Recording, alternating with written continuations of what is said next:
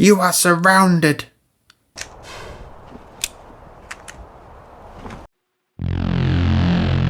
All I am surrounded by is fear and dead men.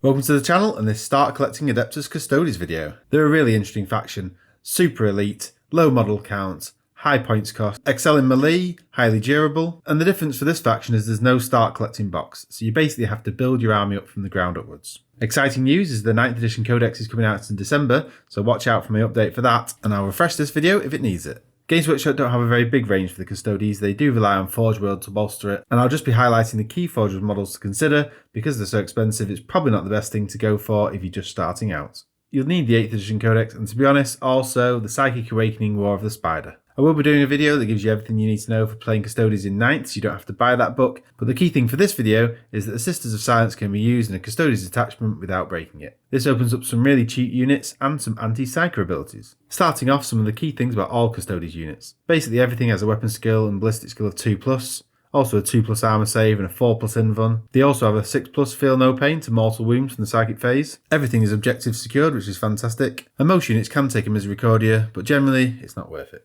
Starting out with troop choices. The one to go for is the Custodian Guard, the 45 points each. You get 5 models in a box, but the minimum unit size is 3, which means if you want, you can actually build one as a shield captain, which is really useful. The best loadout is to have Storm Shield and Sentinel Blade, but that's 7 points extra each. And with the Storm Shield, that gives them a 3+ invuln, so they're absolutely tanky. Probably the best elite choice, the Alaris Custodians. At 70 points a model, they are expensive, but so is the rest of the army. Give them a Castellan Axe for strength 8 attack in melee, they're going to dish out a lot of damage. They also have an innate deep strike. Now the best fast attack, Virtus Praetus. 85 points a model, and they're really fast, moving 14 inches with an auto 6-inch advance. They also get to reroll wounds on the charge, and the Hurricane Bolter is probably the best loadout because of the amount of shots they can push out. With each of these 3 I'd buy 1 box to start with, but you can certainly buy an extra one at any of them. That does open up an ability to build the special characters that come with it. You can build a Shield Captain or a Shield Captain on Dawn Eagle Jetbike. Both fantastic, allow you to reroll 1s to hit. The Shield Captain from the Virtus Praetus box, so on the Dawn Eagle Jetbike, is probably your number 1 choice for a HQ when you're starting out.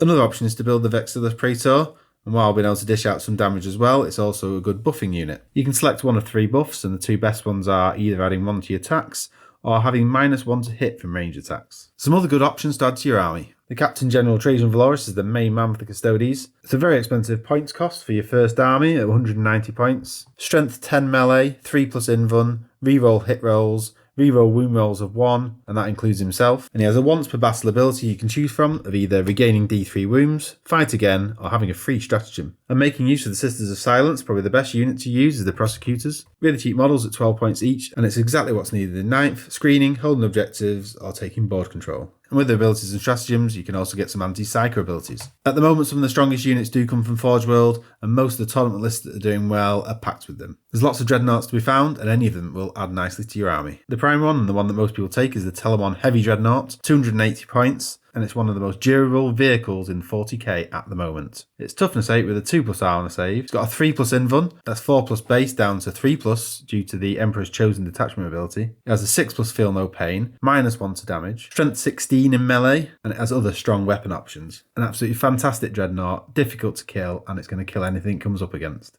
Another troops choice is the Sagittarium Custodians, and you'd choose these if you wanted more shooting in your army. At 50 points per model, they're not too badly points costed, and they use an excellent assault bolt cavalry weapon. They have good melee if they also take the Misericordia. Another excellent fast attack unit, which is always getting played, is the Venatari Custodians. 55 points per model, and they're fast with a 12-inch move. They have an innate deep strike, and with a couple of weapon options, I'd probably recommend the Venatari Lance, and 4 melee attacks at strength 6 -3 AP, 2 damage. They only have a 3+ armor save with the Lance, but they do have a 4+ invuln. As I said at the start, low model count and super elite. The difficulty in 9th with objectives and secondary objectives is not having enough units. That's why you can use the Sisters of Silence to bolster that. Super beautiful army. Let me know in the comments anything that I've missed. Boop the like button so it can spread to other people, and see you again soon. Bye.